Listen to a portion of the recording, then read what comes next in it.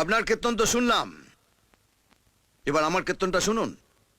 ধরুন আপনি সকালবেলায় কীর্তন গাইতে বেরিয়েছেন, হঠাৎ একজন আপনার পাছায় ক্যাট করে একটা লাথি মারলো, আর আপনি সোজা গিয়ে গুয়ের ডোবায় ঢাপ করে পড়লেন। না না, হবে বলছি না, হতে হতে পারে।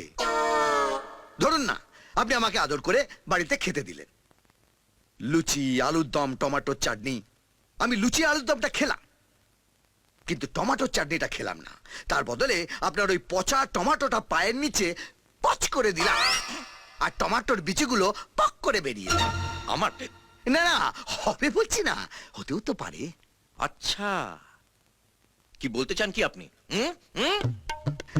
এবার দরজাটা বন্ধ করি, কীর্তন হবে, খোলকার তাল বাজবে না।